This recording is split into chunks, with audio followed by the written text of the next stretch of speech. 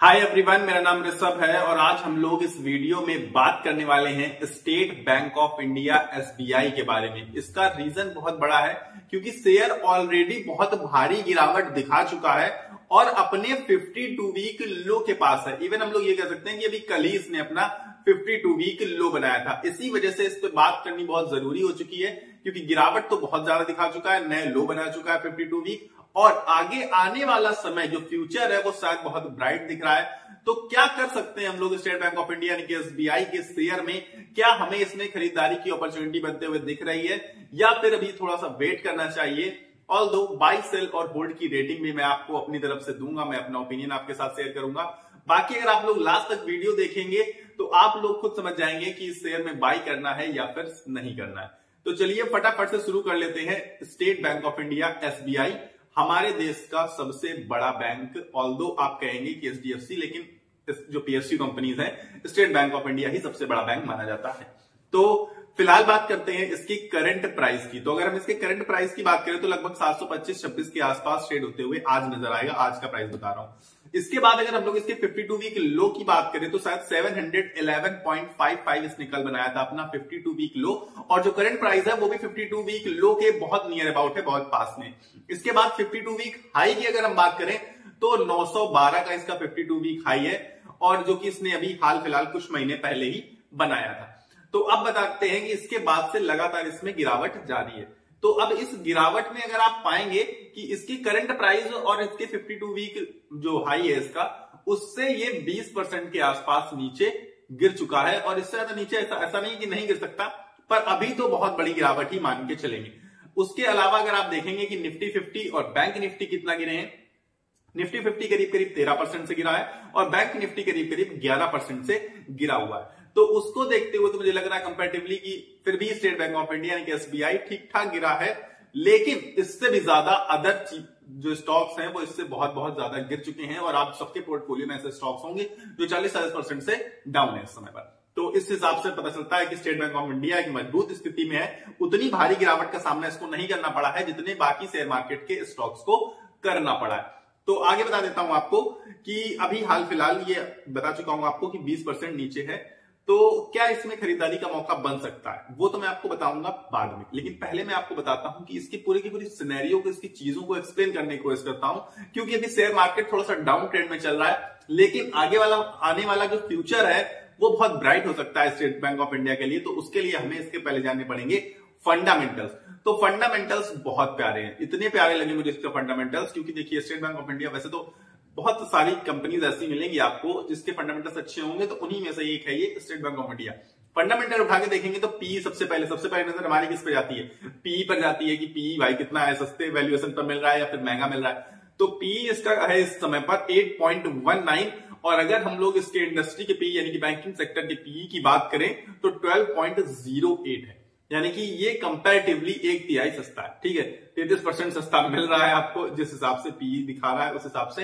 तो वैल्यूएशन सस्ते वैल्यूएशन पर मिल रहा है और प्राइस भी अपने 52 वीक लो के नजदीक है, तो ये इसके एक पॉजिटिव पॉइंट में हम लोग ऐड कर देते हैं।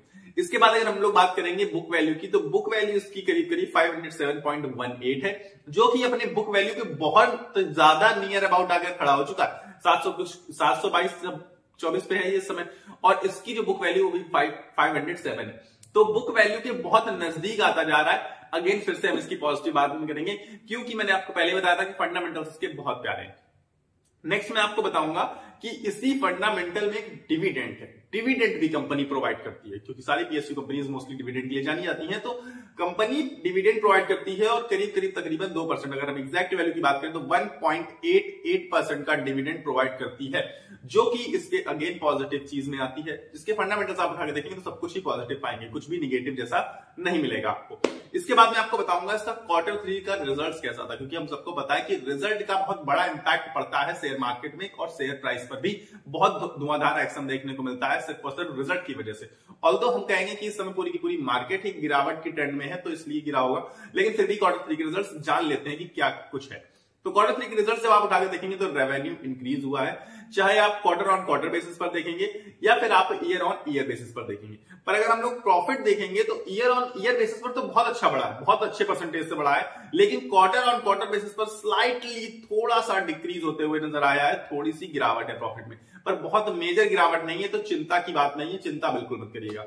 इसके बाद मैं आपको बता देता हूं कि अब आपको ये जानना होगा कि ठीक है चलिए रिजल्ट्स भी बेहतर ही थे, मतलब खराब नहीं थे, फंडामेंटल्स बहुत अच्छे आपने बताए, तो ये शेयर प्राइस बढ़ क्यों नहीं रहा है? और चलिए अभी नहीं बढ़ रहा है, हो सकता है कि शेयर मार्केट में पूरी की पूरी गिरावट है, इस वजह से ना बढ़ रहा हो, तो बढ़ेगा कब ये बता दीजिए। बिल्कुल यही मैं आपको बताऊंगा, क्योंकि अब गिरावट के लिए और इसके पास कोई दूसरा रीजन नहीं। देखिए रिजल्ट्स अच्छे थे, सब कुछ अच्छा था, फंडामेंटल्स अच्छे हैं, कंपनी अच्छी है, स्टेट बैंक ऑफ इंडिया मतलब आपको पता है कि जो बैंक है बहुत प्यारी बैंक है, कोई दिक्कत नहीं आ रही। तो गिरावट सिर्फ और सिर्फ इस वजह से है क्योंकि पूरी की पूरी बैंक निफ्टी में और निफ्टी 50 दोनों में गिरावट है, और ऑल्दो ये दोनों का ही हिस्सा है, या फिर निफ्टी 50 उठा के देखें या फिर बैंक निफ्टी, तो दोनों का हिस्सा है, तो इस वजह से गिरावट तो होनी थी अगर पूरी की पूरी मार्केट गिरेगी।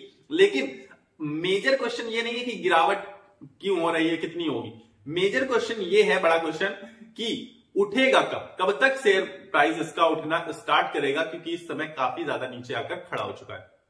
तो मैं आपको बता देता हूं दो बातें ताकि आप समझ जाएं कि कब तक इसका जो शेयर प्राइस है वो उठ पाएगा। मई में ये डिविडेंड प्रोवाइड करता है, जब आप इसकी डिविडेंड की हिस्ट्री उठाकर देखेंगे तो मई में हमेशा डिविडेंड दिया है इसने, और डिविडेंड यील्ड इसकी ठीक ठाक सी आपको पता है 1.88% कम नहीं होती है, हिसाब से अच्छी कंपनी है, उस हिसाब से तो डिविडेंड बहुत अच्छा दे रही है। तो मई में डिविडेंड प्रोवाइड करती है, तो मई में जब डिविडेंड अनाउंस होगा तो आप यकीन मानिए कि कुछ परसेंट तो उठेगा। मैं ये नहीं कह रहा हूं कि रैली दिखा देगा, अपने 52 वीक हाई बना देगा नया, बिल्कुल नहीं, ये तो बहुत मुश्किल लग रहा है इस समय होते हुए, लेकिन कुछ परसेंट उठते हुए आपको नजर आ सकता है यहां से, इस प्राइस से।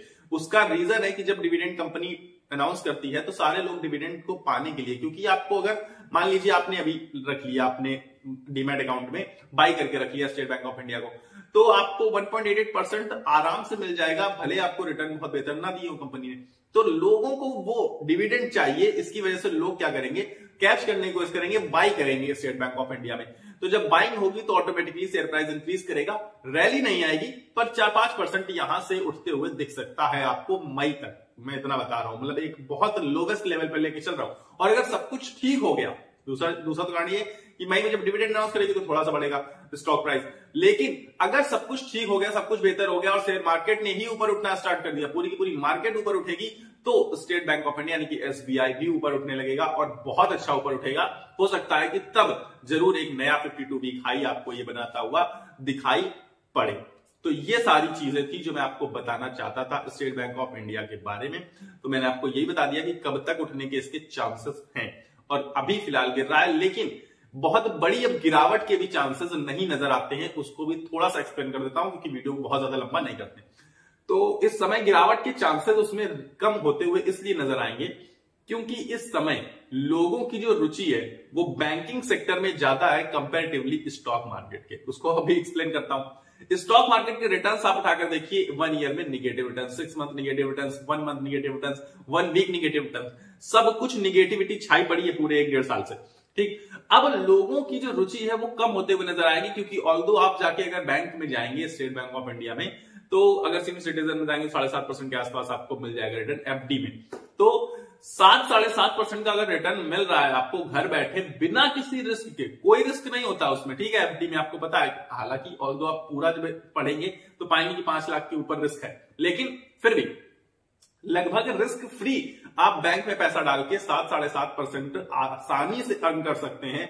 तो आप रिस्क उठाकर, इतना एनालाइज करके, इतना टाइम वेस्ट करके आप शेयर मार्केट में पैसा क्यों लगाएंगे? तो अब आप ये समझ लीजिए कि बैंक्स के डिपॉजिट्स बढ़ने वाले हैं आगे आने वाले समय में, उसका इंपैक्ट आपको नेक्स्ट क्वार्टर के रिजल्ट से होता हुआ नजर आएगा। और इस समय लोग थोड़ा डरे हुए हैं, घबराए हुए हैं, तो भी शेयर मार्केट से दूर जाएंगे तो बैंक थोड़ा सा सेफ नजर आते हैं, लोग अपना पैसा बैंक्स में रखना स्टार्ट करने वाले हैं। तो इसलिए बैंक की ग्रोथ बहुत अच्छी दिख रही है आगे आने वाले समय में। ऑल्दो इसने बेंचमार्क एक सेट किया है बहुत अच्छा, कि बहुत अच्छा प्रॉफिट, बहुत अच्छा रेवेन्यू लगातार इंक्रीज करता हुआ नजर आया है इसका, इसीलिए मुझे लग रहा है कि कंपनी बेहतर परफॉर्म करने वाली है आगे आने वाले समय में। तो आप स्टेट बैंक ऑफ इंडिया के बारे में आपका क्या ख्याल है? आपको क्या लगता है कि क्या इसमें खरीदारी करनी चाहिए या फिर नहीं करनी चाहिए? मेरी तरफ से मेरा जो पर्सनल ओपिनियन है वो बाय रेटिंग है, लेकिन मैं किसी को खरीदने या फिर बेचने की सलाह नहीं दे रहा हूं, लेकिन बाय रेटिंग है और जिसने भी ऊपर के प्राइस पर ले रखा है उसे होल्ड करना चाहिए, क्योंकि कंपनी बहुत ज्यादा अच्छी है, जो बैंक है बहुत प्यारी है, SBI बैंक।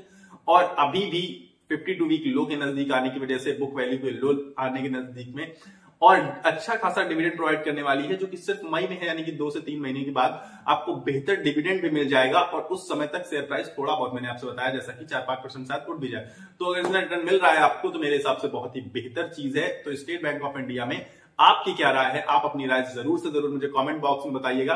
फिलहाल मेरे पास इस वीडियो में इतना ही है, मिलेंगे अगले वीडियो में, लेकिन उससे पहले आपको क्या करना है, इस वीडियो को लाइक करना है और चैनल को सब्सक्राइब करके मेरे साथ जुड़ जाना है, ताकि मेरे थ्रू आपको और वीडियोस मिलते रहें ऐसे ही इसी प्रकार के। मिलेंगे अगली वीडियो में, तब तक के लिए आपको अपनी सेहत का ख्याल रखना है। स्वस्थ रहिए, मस्त रहिए। नमस्कार, धन्यवाद।